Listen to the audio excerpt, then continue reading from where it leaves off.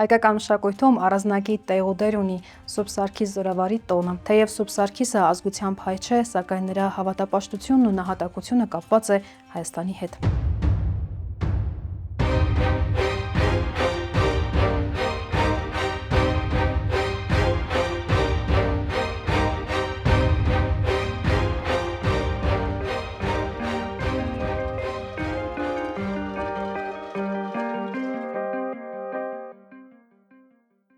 Սուրբ Սարգիսը ազգությամբ հոռոմ էր, ծնվել եւ ապրում էր Կեսարիա քաղաքում։ Նա զինվորական էր եւ նրա հրամանատարության տակ եղել է մի զորագունդ, որը թագավորի հրամանով ծառայության է եղել Կապադովկիայի թագավորական զորքում։ Ըստ հիշատակումների նա ոչ շատ մեծ ունեցվածք է ունեցել, սակայն բավականին առատաձեռն է եղել նվիրատվություններ կատարելիս։ Կարիքավորներին ու ընչազուրկներին ձեռք է մեկնել, կառուցել է եկեղեցիներ, խոնարհությամբ քարոզել է քրիստոնեական հավատքն ու փորձել է հնազանդությամբ ու գթասրտությամբ վերաբերվել իր զինվորներին եւ անգամ թշնամիներին։ Երբ իշխանության է գալիս Հուլիանոս Ուրացող կայսրը, Սուրբ Սարգսին մի երազ է գալիս, որտեղ հրեշտակապետը նրան հորդորում է հեռանալ հռոմեական կայսրությունից։ Նա իր որդու Մարտիրոսի հետ տեղափոխվում է Հայաստան, սակայն Հայոց Տիրյան արքան, վախենալով Հուլիանոսի հետ հարաբերությունները սրելուց, խնդրում է Սուրբ Սարգսին հեռանալ Հայաստանից եւ տեղափոխվել Պարսկաստան։ Չմերժելով Տիրյանի խնդրանքը, Սարգիս Զորավարը գնում է Պարսկաստան, որտեղ Շապուհ II արդեն նախապես ներկայացրած են լինում Սարգիս Զորավարի վարքն ու արժանինքները, ինչի համար էլ Շապուհը մեծ ուրախությամբ եւ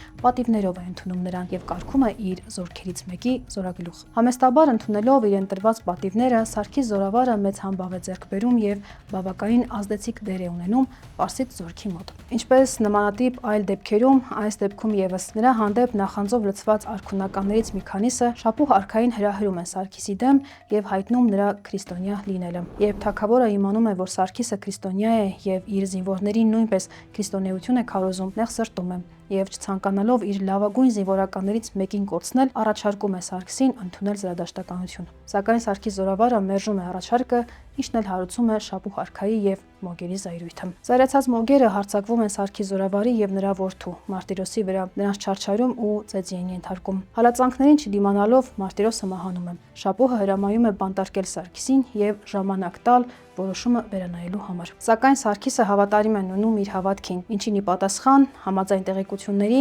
թագավորը 363 թվականի հունվարի 31-ին Մազանդարան նահանգի Դաղման քաղաքում հրաման է արձակում Սարգիսին գլխատել։ Ըստ ավանդության, գլխատման վայրում Զորավարը աղոթք է հղում առ Աստված ասելով. «Ով Տեր, Քրիստոս Աստված իմ, նրանք, ովքեր կհիշեն իմ անունը նեղության մեջ եւ կկատարեն իմ նահատակության հիշատակը ուխտով եւ պատարակով, ինչ որ ուզեն քեզանից, լսիր եւ շնորհիր նրանց խնդրանքը»։ 14 զինվորները, ովքեր հավատարմորեն հետևում էին Սարգսին, վերցնում են Սրբի մարմինը, մաքուր զգեստներով պատում եւ պատվով ուղարկավորում են։ Հետագայում Շապուհ թագավորի հրամանով 14 զինվորները եւս գլխատվում են։ Թագավորը հրամայում է նրանց մարմինները գազանների առջև նետել, սակայն ըստ որոշ աղբյուրների ոչ մի գազան մարմիններին մոտ իսկ չի գնում։ Հավաքվածները տեսնելով դա, ընդունում են դիպվածը որպես աստվածային հրաշք եւ Սարգիսի, Մարտիրոսի եւ 14 զինվորների սուրբ մարմինները համաձայն քրիստոնեական կարգի ուղարկավորում են Համնիա քաղաքի մոտ։ Ավանդության համաձայն հետագայում Սուրբ Մեսրոպ Մաշտոցը Սրբի մարմինը տեղափոխում է